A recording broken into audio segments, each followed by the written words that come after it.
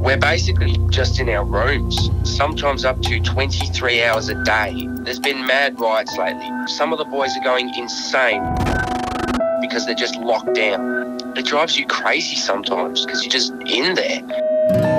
We're basically just in our rooms, sometimes up to 23 hours a day. These are the words from a phone call with a current detainee at the Ashley Youth Detention Centre. You can only do a certain amount of things because you get bored. You're in a tiny room with a toilet, shower and bed and a TV. We're not getting any school. It's pretty shit. We should be able to go to school at least a couple days a week.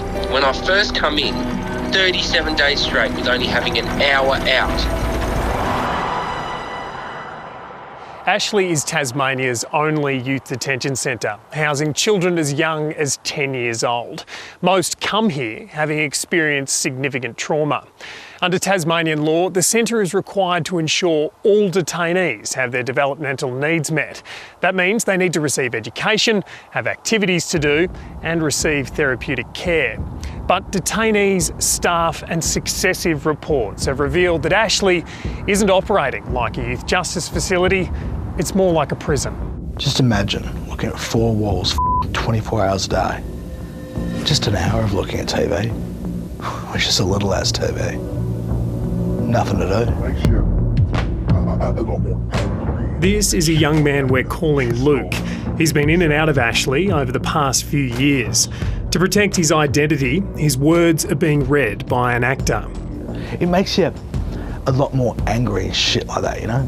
Pissed off, sad, depressed. Ashley does have a school, dedicated therapeutic staff and is designed to offer programs and activities for detainees.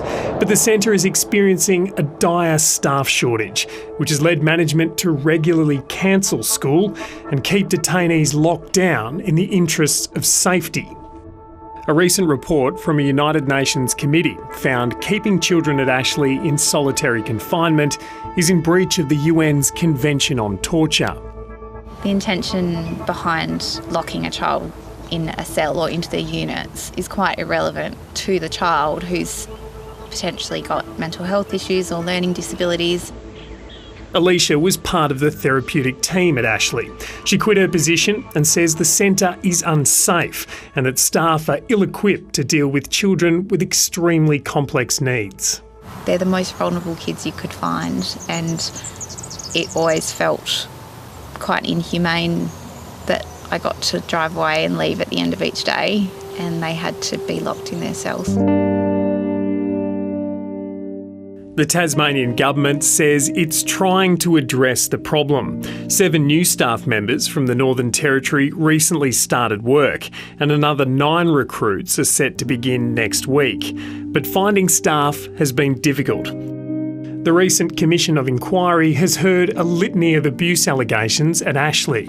On top of that, it's been marked for closure, which is why the government department in charge of the facility says it's been unable to recruit new staff. However, a 2002 report reveals Ashley had staffing problems long before it was announced it would close. And the warnings about what that means for the children there have been sounded for decades.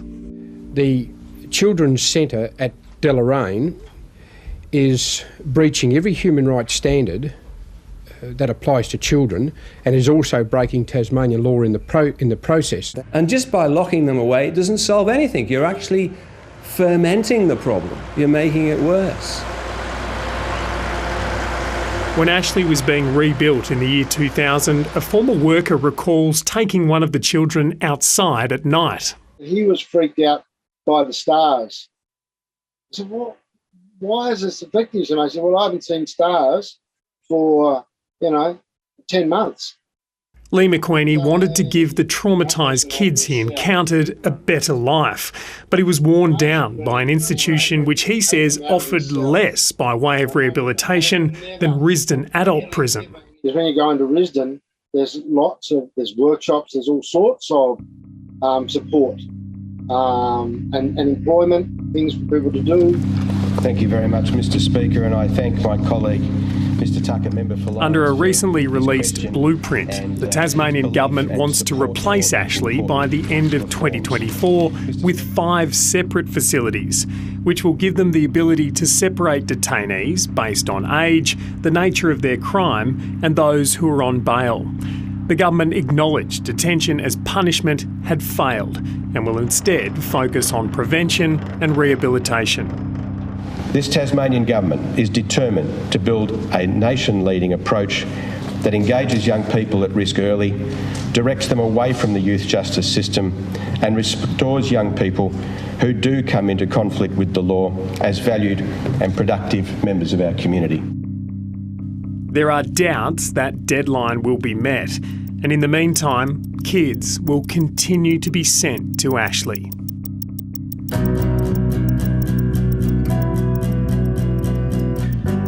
There are just 11 children at Ashley today. 6 of them are on remand, meaning they haven't yet been found guilty of a crime. Tasmanians pay around $10.5 million a year to keep the facility open.